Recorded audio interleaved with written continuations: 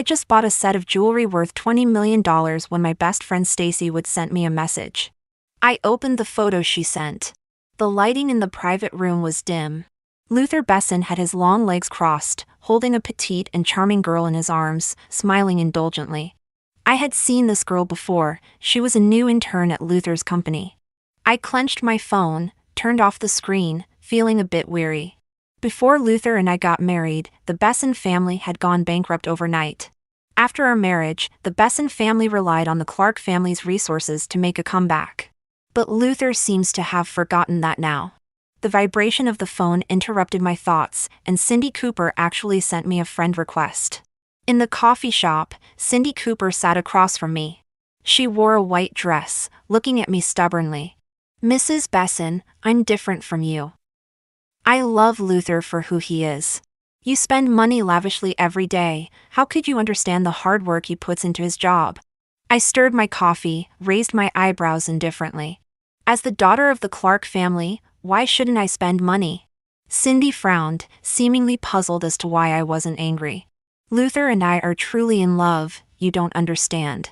My gaze fell on her out-of-season dress. I curled my lips, raised my finger. "I wore that dress 2 years ago. Next time, get Luther to buy you a better one."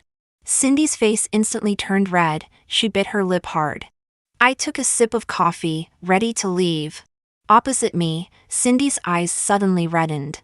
She bit her lip, looking towards the door. I was curious when Cindy weakly spoke up, "Mr. Besson." I turned my head. It was Luther Besson striding towards us. He frowned slightly. Standing between us, Cindy poked out half her head from behind Luther. His eyes filled with protectiveness. "Winnie, there is no need to speak so harshly. Cindy is timid, don't bully her."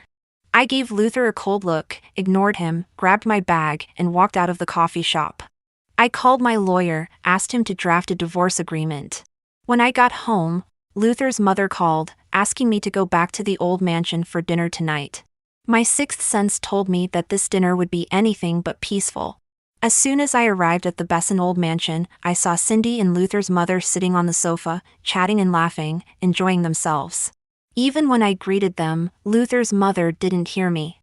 It wasn't until Cindy pointed it out that Luther's mother looked at me, then coldly and indifferently asked me to have a seat. "Is this how you came?" I was slightly stunned. It was obvious that she was unhappy because I didn't bring a gift this time.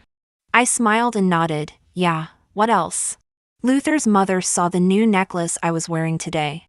She immediately said, "Winnie, you should understand Luther's hard work. You don't earn money, so you don't know how hard it is for him." I rolled my eyes. "It's just a necklace, how much could it be worth? I have hundreds more in my closet at home." Luther's mother was choked by my words. Her face turned ugly. At this moment, Luther came back. He was stunned for a moment when he entered the door. Obviously, he didn't expect Cindy to be there too. Luther's mother pulled Cindy up and stood. "Luther, you came back at the right time. I have something to announce later." At the dinner table, Luther's mother announced with a smile that Cindy would be staying at the old mansion for a few days. Cindy's eyes gleamed with joy.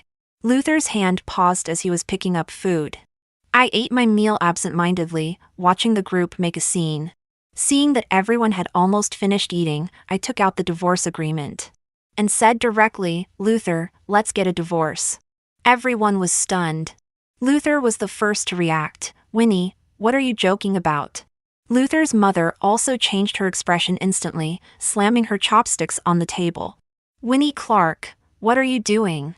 I'm just letting Cindy stay for 2 days, why are you throwing a tantrum?" Cindy Cooper put on a pitiful look again, as if she had suffered a great grievance. I looked at Luther, my eyes full of ridicule. Ding!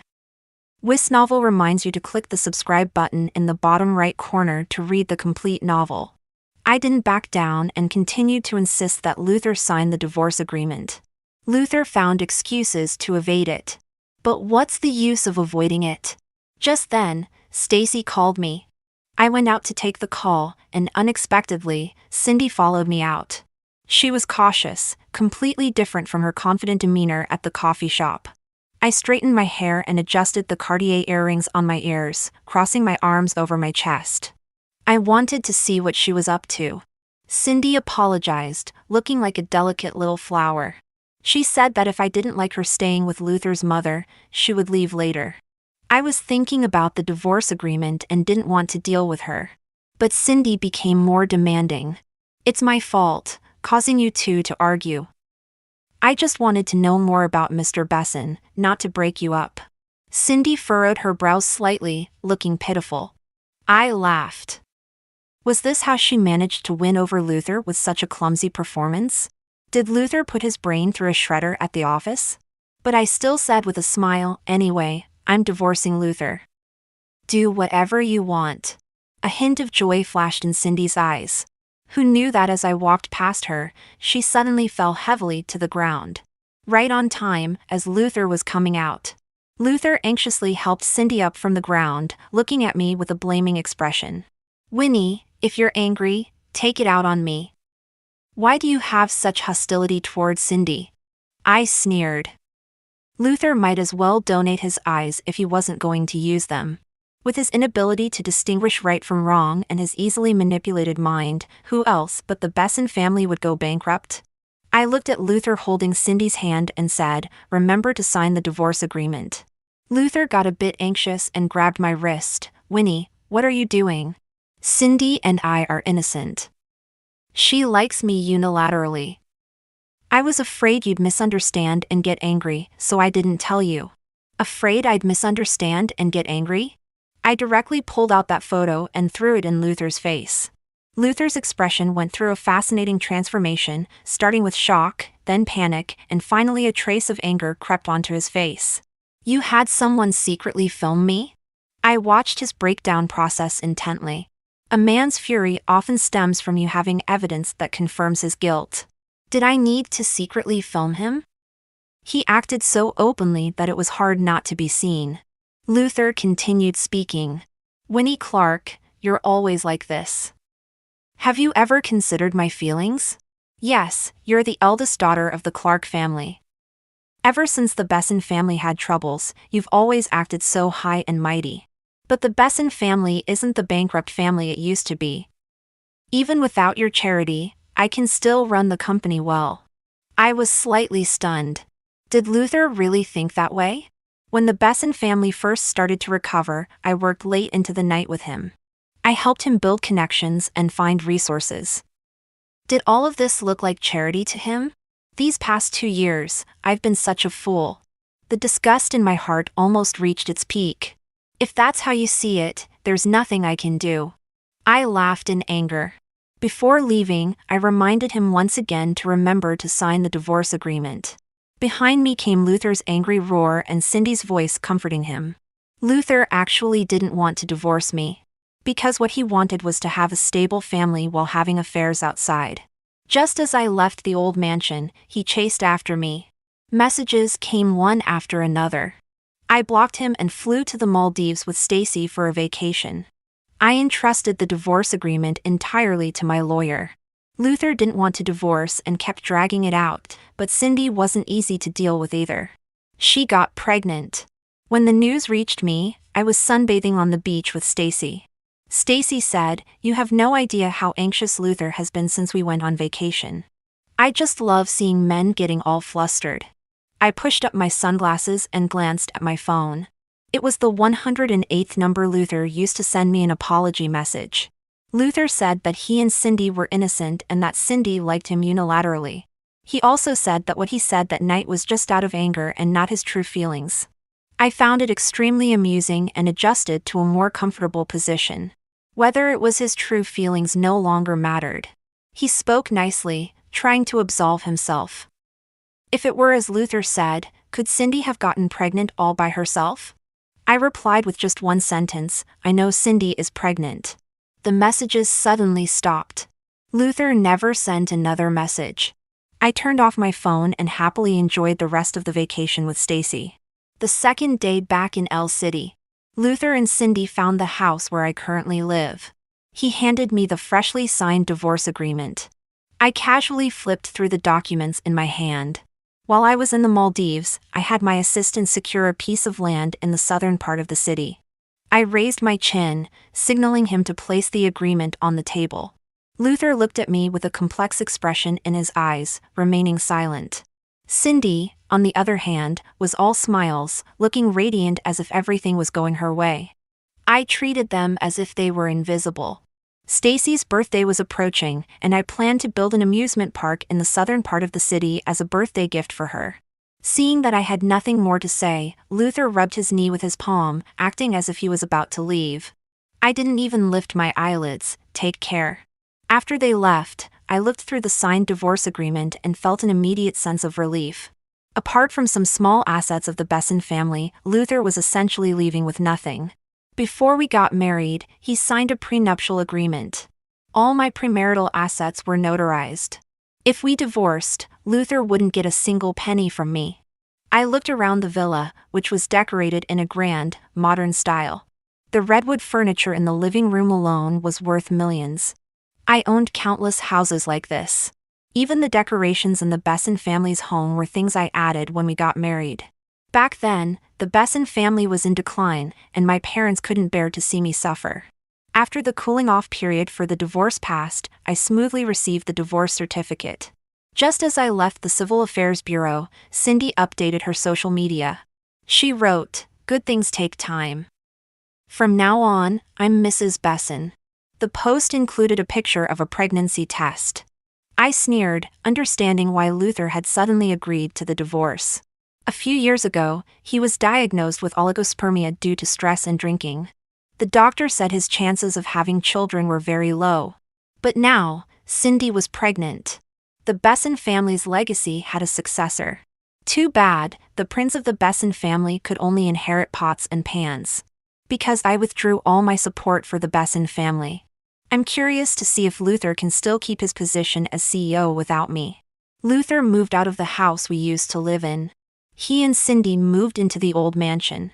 Thinking about the decorations in the old mansion, all of which I put a lot of thought into. How could I let them live there comfortably? Stacy called some people, and we drove the most expensive supercar from the garage to the Besson house. Before we left, she specifically reminded me to dress up nicely. When we arrived, the moving company was already moving things out. Luther stood by with a dark expression, and his mother was shaking with anger. Cindy was dumbfounded. The workers said the most luxurious crystal chandelier was difficult to remove and might break. That chandelier was Luther's mother's favorite, and Cindy also praised it for its grand style. I decided to go all the way and had them pull it down. If it broke, so be it. How much could it be worth? Even if it broke and was thrown into the trash, I wouldn't let them have it. Cindy looked at the empty hall, disheveled in the wind. When she realized what was happening, her eyes instantly turned red. "What are you doing? These are the Besson family's things. Do you believe I'll call the police?" I stopped getting into the car, turned to look at her, and sneered. "The Besson family's things? Didn't Luther tell you he signed a prenuptial agreement? These are all my things." Luther's face was as dark as the bottom of a pot, and his mother was gnashing her teeth in anger. But what I said was the truth, and they couldn't refute it. I got into the car swiftly. Stacy, sitting in the driver's seat, adjusted her sunglasses. She looked at Cindy and said, "Marrying Luther Besson was the right choice. Your good fortune is just beginning." With that, she revved the engine and sped away. I couldn't help but laugh sitting in the passenger seat. Stacy could really be sharp. I had already informed all the Besson family's business partners. It was time for the Besson family's company to go bankrupt. Thinking back to my first day back in El City, Cindy came to see me. That day, she was dressed in much finer clothes. The necklace around her neck was the one my ex-mother-in-law wore during my wedding. Even the car she drove was now a Bentley. Maybe because she was dressed so elegantly, Cindy had gained some confidence. "Winnie, I'm sorry. I didn't mean to disturb you. It's just that I'm pregnant with Luther's child." "Winnie, you've dragged this out long enough. Please hurry up and divorce him." She stood there elegantly with an Hermes bag on her arm, her neck long and slender. At that moment, I thought I had misheard and was slightly stunned. It turned out Cindy thought my trip to the Maldives was to avoid reality and delay the divorce. Should I call her naive or just plain stupid? Looking back, Stacy wasn't wrong. Cindy worked so hard to be with Luther. Maybe, as she said, they were truly in love. Her good fortune was indeed just beginning. I planned to stay with Stacy for a while. The project at the amusement park in the south of the city needs to be put on the agenda. Today, Stacy and I went to meet the designer. We unexpectedly ran into Zayden. Zayden is my senior from university. He pursued me passionately for 4 years. He won scholarships for 4 consecutive years and had the opportunity to pursue further studies abroad. The designer is his friend from abroad, and he accompanied his friend this time. The conversation went smoothly, and according to Stacy's preferences, the initial planning of the design drawings was quickly finalized. As we were leaving, Zayden called out to me. Sunlight poured in through the floor-to-ceiling windows, illuminating half of his body. His jawline was clearly defined, looking strikingly handsome. Stacy, with a gossipy look on her face, unhesitatingly left me behind and exited. The air felt a bit heavy. I broke the awkward silence first, saying generously, "Long time no see." Zayden handed me a delicate package. "Glad to see you again. I knew you probably forgot to have breakfast. It's from your favorite place." I was taken aback for a moment. I had noticed the bag beside him when we came in, but I didn't expect it was for me. "Thank you." I accepted it calmly and waved the package in my hand. "I'll treat you to a meal sometime. I have something to do later, so I have to go now." Zayden adjusted the gold-rimmed glasses on his nose, his smile as gentle as ever. "All right, I'll wait for your message." Back at the office, Stacy immediately came over with a gossip-filled expression. I tapped her on the head and stuffed the still-warm pastry into her mouth. Stacy stared at me innocently, unable to speak because of the pastry. I took a bite too, the sweetness was just right, and I smiled. Zayden was still as considerate as ever. But for now, I have no thoughts about him. Luther's company is on the brink of collapse. After the divorce, I took all my premarital assets with me. The companies that used to cooperate with the Besson family because of the Clark family were now avoiding them like the plague. Even those that had already signed contracts didn't hesitate to break them and run, despite the penalties. Luther's company is one step away from bankruptcy, and life is getting harder for him. Meanwhile, Cindy, who is pregnant, has become increasingly delicate, demanding the best in everything. For the Besson family in the past, this was nothing. But now, it's adding insult to injury. Luther is overwhelmed with work at the company and has to face high expenses from his mother and lover at home. He's utterly exhausted and hasn't been home for a long time, staying at the company all the time. Stacy's face was full of schadenfreude as she talked about this. I opened my phone, and at the top of my social media feed was a 9-grid photo post from Cindy. Limited edition Hermes bags. The caption read, "Someone said my good fortune is yet to come, so I'll take your word for it." It seemed like a desperate attempt to prove herself, yet a feeble counterattack. With the mindset of watching a clown, I liked her post. Stacy, wearing a face mask, spoke somewhat unclearly. Serves Luther right for doing such things. Now he can't even get a loan from the bank. The Besson family is going bankrupt again. She dragged out the word again for emphasis. I was sitting in front of the vanity, casually tossing the newly delivered custom necklace back into its box. Stacy immediately teased, "Be gentle. This necklace alone is worth more than the Besson family company. If Luther's mom finds out, she'll probably faint from anger." I chuckled. This girl has a sharp tongue. But she was right. Since I got married, Luther's mother has disliked me for no reason. She always boasted about her son's excellence, saying it was only natural for him to marry me. Now, her excellent son is free. Just as we were talking, Stacy's phone rang. She mentioned that there's a banquet in a couple of days and asked me to accompany her. After a little thought, I agreed. After all, I had nothing else to do. It was the perfect time to announce that the daughter of the Clark family is making a comeback. Before the banquet, Stacy specially had someone deliver an Alexis Mobile couture dress to me. The green dress was gentle and lively, not overly exaggerated. Its simple design perfectly showcased a sense of sophistication. Paired with emerald earrings of the same color, the whole ensemble made me look both cool and elegant. At the banquet, the graceful and elegant sound of a violin slowly flowed through the air. Everyone present was a prominent figure in L City. Stacy and I mingled with the other ladies, when suddenly, I heard a familiar voice. As I got closer, I realized it was Luther. He was standing next to a somewhat balding executive, slightly bowing his head, looking a bit embarrassed. Beside him was Cindy, who seemed at a loss. Stacy excitedly pulled me to watch the scene unfold. I recognized the executive. His surname was King, a leading figure in the same industry as the Besson family. Mr. King looked at Luther with disdain. Is this how Mr. Besson asks for help? You won't even pour me a drink, so what's the point of talking about cooperation? Luther's face turned pale and then flushed, forcing a smile. Mr. King. Before he could finish, Cindy jumped in indignantly. Mr. King, let me pour you a drink. Please don't make things difficult for Mr. Besson. Cindy used her usual empathetic tactics. Even though I'm not one to enjoy others' misfortunes, I couldn't help but feel a bit of schadenfreude.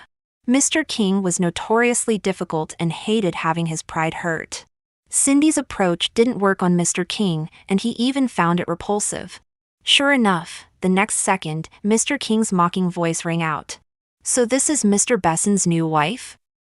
She's really a downgrade from the previous one. I think we can forget about our cooperation. Mr. King snorted coldly and turned around, only to see me. His expression changed quickly, and he walked towards me with a raised wine glass. It was as if the harsh man from a moment ago wasn't him. Ms. Clark, long time no see. I just happened to have a business deal to discuss with you. I responded with a smile. Luther stood there awkwardly. Cindy's eyes filled with tears, still looking timid. A look of annoyance flashed in Luther's eyes. He looked up and met my gaze. I raised my glass and nodded at him graciously. Luther forced a bitter smile, lowered his head, and walked towards the corner. Cindy stomped her foot in frustration and followed him, lifting her skirt. After chatting with Mr. King, Stacy continued gossiping with me. I heard Luther Besson sold Cindy Cooper's Hermes bag just to get into this banquet. He wanted to cooperate with Mr. King, but it seems that's not happening now. Stacy pouted with a smile. I took a sip of champagne, a faint smile on my lips. What happens to Luther no longer concerns me. But I still wanted to see the spectacle. Lowering my head, I saw a familiar figure. Zayden raised his glass to me from afar. I returned the gesture. But I didn't want to interact with him too much. After the banquet ended, I ran into Luther outside. It seemed like he was deliberately waiting for me. I initially wanted to avoid him, but he walked straight over. Upon closer inspection, I noticed how haggard Luther looked. Dark circles under his eyes, stubble on his chin, and a few strands of gray hair. Stacy wanted to say something, but I stopped her. Luther hesitated for a long time before speaking. Winnie, we were married after all. Could you not be so ruthless and cut off all my paths? I scoffed. Luther still thought it was my doing that no one wanted to cooperate with his company. But he never considered that if it weren't for me and the Clark family, no one would have cooperated with the Besson family in the first place. One major reason for the Besson family's downfall was old Mr. Besson's terrible reputation in business. When things went wrong, everyone took the opportunity to kick them while they were down. The Besson family had a bad reputation, and those companies only cooperated because of me and the Clark family. Now that we were divorced, even if I said nothing, without the Clark family's supervision and guarantee, no one would risk cooperating with the Besson family. But Luther never saw it that way. He thought all his success was due to his own efforts and that he would be better off without me. So just 2 years into our marriage, he got tired and betrayed our relationship without hesitation. Mr. Besson, you should spend more time reflecting on yourself. I didn't want to explain more to him, it would be like talking to a brick wall. Stacy was even harsher, taking off an earring and throwing it at Luther. Here, this earring should be enough to buy your mistress a bag. Consider it a bargain, but don't come looking for Winnie again. Otherwise, I'll make sure the Besson family goes bankrupt tonight. Stacy raised her fist and snorted coldly, dragging me away, leaving Luther alone in the wind, bewildered. The next day, I received a call from Luther's mother, who was as sharp-tongued and harsh as ever. "Winnie Clark, what are you up to? My son is so outstanding. Are you deliberately trying to suppress him? Your heart is truly black." I rubbed my ear and held the phone a bit farther away. "So what if I am? What are you going to do, kill me? If you have time, you should care more about your son and your precious grandson in Cindy's belly." Mrs. Besson shouted, "What do you mean by that?" I decisively hung up the phone and then forwarded the information Mr. King sent me to Mrs. Besson. At the same time, Stacy looked at her phone and got excited again. "Winnie, the Besson family is bankrupt again." "Huh? So soon?" I thought Luther could hold on a bit longer. I looked at the exploding trending topic with some surprise. The Besson family's bankruptcy alone shouldn't have reached the top of the trending list. The next second, I refreshed the page, and the trending topics changed immediately. Hashtag Besson family bankruptcy. Hashtag Luther Besson cheating karma. Hashtag Luther Besson cuckold. In just 1 second, these tags shot to the top 3. The mystery in my heart was solved when I received Zayden's call. Mr. King had a favor to ask of me. He wanted to secure a partnership for the South City and Island Resort projects. After Cindy hinted something to Mr. King, he went to investigate. What he found was shocking. Cindy Cooper wasn't as harmless as she appeared. She had a boyfriend in secret. The child in her belly wasn't Luther's. She was simply using Luther as an ATM. And Luther, obviously, didn't know he had been cuckolded and was joyfully playing the father. Mr. King sent all the information to me, and I forwarded it to Mrs. Besson. The Besson family quickly went bankrupt, and with the exploding trending topics, it was undoubtedly Zayden's doing. I asked bluntly, "Was it you?" Zayden's voice was a bit guilty. The usually eloquent debater even stammered a bit. "Yes, but Winnie, don't be mad, listen to my explanation." Hearing his anxious tone, I couldn't help but laugh. Zayden was puzzled. "Winnie, what's so funny?" "Nothing, it's fine, thank you." I had been a bit uncomfortable. But my assistant quickly found out that after I rejected Luther last night, he actually went to the media to slander me and Zayden. I felt a wave of disgust. Back then, I had firmly chosen Luther, but it was he who cheated, and now he was trying to turn the tables. No wonder the usually fair Zayden took direct action against Luther this time. Stacy added fuel to the fire by revealing how the Besson family had gone bankrupt before and had lived off the Clark family. Luther was utterly crushed both online and in real life. He had no chance of making a comeback. The next time I heard about Luther, he was lying in a hospital with a broken leg and couldn't afford the medical bills. After the banquet that night, Luther went back and had a big fight with Cindy. He thought Cindy had ruined his last chance. The next day, the Besson family went bankrupt at lightning speed, and Cindy immediately aborted the child, took the luxury items Luther had bought her, and fled. Soon, she latched onto another nouveau riche. As for Luther, he was completely blacklisted in the industry. Dreaming of a comeback was just that, a dream. He had high aspirations but little ability and looked down on ordinary jobs. Moreover, he was used to living an exalted life. How could he bear to be a mere worker? Under someone's coaxing, he borrowed a lot of high-interest loans, planning to make a bold move and start a business again. Unexpectedly, he was scammed, and the con artists ran off with the money. Luther couldn't repay the high-interest loans, and his mother, the poor Mrs. Besson, who had lived in luxury for most of her life, had to go out and work to pay off her son's debts. But it was a drop in the bucket. In a recent debt collection, Luther couldn't stand the insults and fought with the debt collectors. In the end, he was beaten so badly he ended up with a crippled leg, lying in a hospital bed. Mrs. Besson had no choice but to call me. "Winnie, it's Mom's fault for treating you that way before. Can you be the bigger person and help Luther out? After all, you were once husband and wife, you can't just abandon him." Mrs. Besson's voice was choked with sobs. Models paraded past me one after another, and I casually pointed, feeling quite good, and said to Linda, "Wrap it all up, I'll take everything." Linda was overjoyed, and on the other end, Mrs. Besson's voice caught in her throat. I sneered, Mrs. Besson, I'm busy picking out clothes right now. As for Luther, I can't help him. Goodbye. I hung up and immediately removed the SIM card. Then I focused on picking out clothes. Before long, Stacy came down from the second floor with a beaming smile. Seeing her expression, I knew she had something to say. Sure enough, she sat next to me and asked in a sweet voice, Winnie, are you free tonight? I raised an eyebrow. Stacy looked a bit guilty. Zayden is organizing a gathering tonight. Let's go together.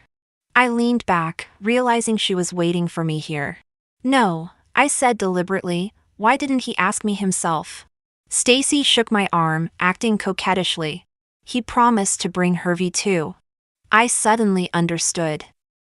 Hervey was the amusement park designer and Zayden's good buddy. It seemed Stacy had something going on. All right, for my friend's happiness, I'll make a little sacrifice.